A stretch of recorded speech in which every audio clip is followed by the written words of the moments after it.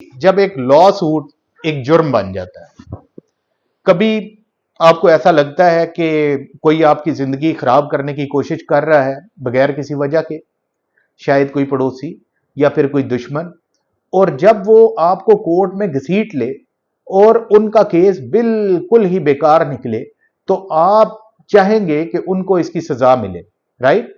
आपको जस्टिस चाहिए होगा। लेकिन अगर मैं आपको बताऊं कि लॉ की नजर में सिर्फ केस जीतना ही काफी नहीं है कंपनसेशन के लिए, आज हम लाहौर हाई कोर्ट के एक फैसिनेटिंग जजमेंट के बारे में बात करेंगे, 2025 MLD पेज नंबर 1, जो मिलिशियस प्रोसिक्यूशन पर एकदम क्लियर रूल्स बताता है। ये कहानी है एक लॉ सूट की, एक पॉलिटिकल दुश्मनी की और एक जमीन के टुकड़े पर जमीन और आसमान के फर्क की। हमारी कहानी पंजाब के एक छोटे से गांव से शुरू होती है। इसमें दो कैरेक्टर्स हैं, एक मोहम्मद असगर जो गांव के एक रिस्पेक्टेबल लंबरदार हैं, और एक शख्स जिनका नाम है असगर अली। मोहम्मद असगर को लगा कि उनकी लॉटरी लग गई है। गवर्नमेंट ने उनको 12.5 एकड़ जमीन दी थी लंबरदार स्कीम के अंडर। ये एक बहुत बड़ी डील थी, वो बहुत खुश थे। लेकिन असगर अली जो कि हमारे दूसरे कैरेक्टर हैं, वो बिल्कुल खुश नहीं थे। उसने क्या किया जी, उसने कहा कि ये एक करप्ट डील है।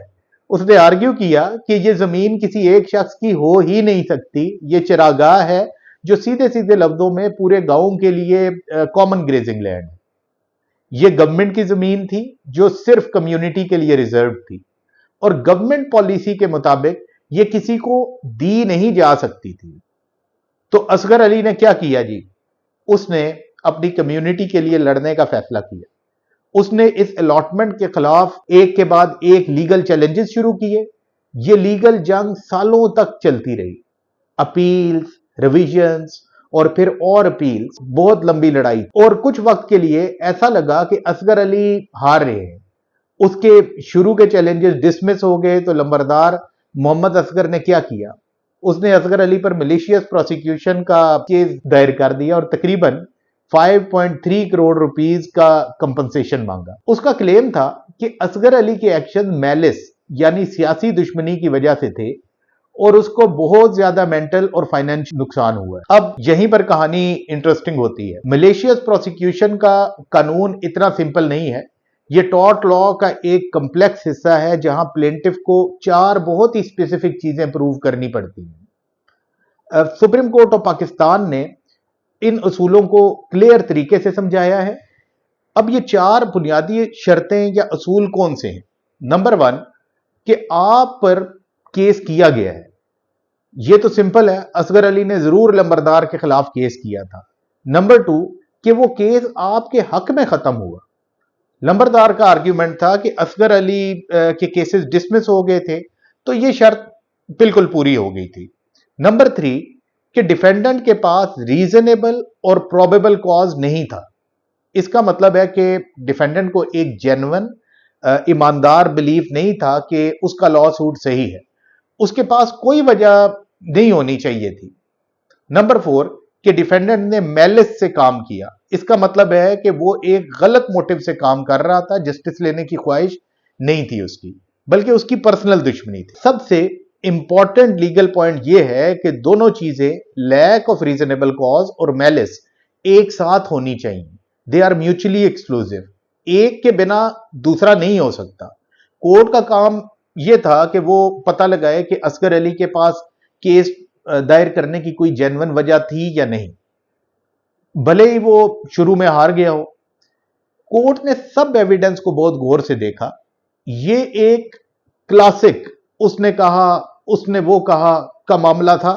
असगर अली कह रहा था कि वो कम्युनिटी के लिए लड़ रहा था और लंबरदार कह रहा था कि ये सियासी दुश्मनी है। लेकिन फिर लाहौर हाई कोर्ट ने कुछ अहम डिटेल्स डिस्कवर की जिसने पूरा फैसला ही बदल दिया। पहला, उन्होंने जमीन को देखा। कोर्ट ने ऑफिशियल गवर्नमेंट नोटिफिकेशन से कंफर्म किया कि चरागाह या ग्रेजिंग लैंड्स किसी भी प्राइवेट अलॉटमेंट से साफ तौर पर एक्सक्लूड की गई थी। डिस्ट्रिक्ट कलेक्टर के पास इस जमीन को किसी को देने का कोई लीगल इख्तियार था ही नहीं। लंबरदार को यह जमीन देना सीधा सीधा गवर्नमेंट पॉलिसी के खिलाफ था। दूसरा, कोर्ट ने यह फाइंड आउट किया कि असगर अली ने अपने लीगल बैटल्स एक रीजनेबल और प्रोबेबल कॉज के साथ ही शुरू किया था। उसकी शुरू की अपील भले ही टेक्निकल रीजंस की वजह से डिसमिस हुई हों, उनका बुनियादी मकसद यह था कि कानून को तोड़ा गया है। उसके एक्शन सही साबित हो गए जब एक दूसरे कोर्ट ने आखिरकार लंबरदार की अलॉटमेंट ही कैंसिल कर दी और जमीन गवर्नमेंट ने वापस ले ली।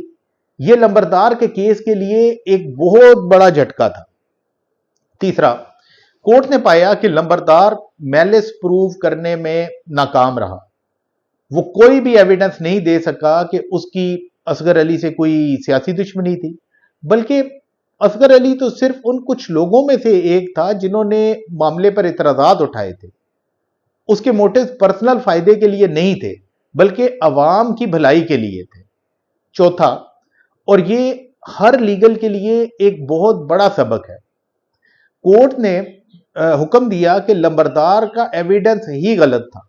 उसने कुछ अहम डॉक्यूमेंट्स कोर्ट में अपने लॉयर की स्टेटमेंट के थ्रू सबमिट किए थे, ना कि खुद या किसी गवाह के जरिए ओथ लेकर। खास तौर पर कानूनी शहादत ऑर्डर 1984 कहता है कि सब डॉक्यूमेंट्स को ओथ पर प्रूव करना लाजमी है ताकि दूसरी पार्टी को क्रॉस एग्जामिन करने का मौका मिले, और यह प्रोसेस फॉलो न करना डॉक्यूमेंट्स लीगल वैल्यू से महरूम कर देता है।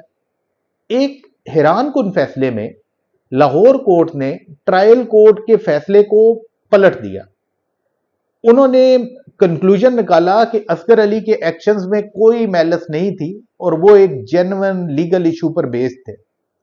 वो अपनी कम्युनिटी के लिए लड़ रहा था और आखिरकार उसका स्टांस सही साबित हुआ। लंबरदार का मैलिशियस प्रोसिक्यूशन का लॉ सूट डिसमिस हो गया। अब ये जजमेंट हमें एक गहरा सबक सिखाती है। आपको किसी पर सिर्फ इसलिए केस नहीं कर सकते कि वो आपके खिलाफ केस हार गया। हर शख्स को कानूनी राह इख्तियार करने का हक है ताकि वो अपने और अवाम के हकूक की हिफाजत कर सके। कानून बेसलेस लॉ सूट से हिफाजत फराहम करता है और वो डिमांड करता है कि उसको मैलिस और लैक ऑफ रीजनेबल कॉज दोनों को प्रूव करना होगा। ये इस बात की याद दहानी है कि जस्टिस सिर्फ जीतने या हारने का नाम नहीं है, ये कानून को सही बुनियाद और ईमानदार इरादे से इस्तेमाल करने का नाम है। तो अगली बार जब आप किसी पर केस करने का सोचें तो इस बात का यकीन कर लें कि आपका केस कानून पर मजबूत बुनियाद रखता हो, सिर्फ जज्बात पर नहीं। Thank you.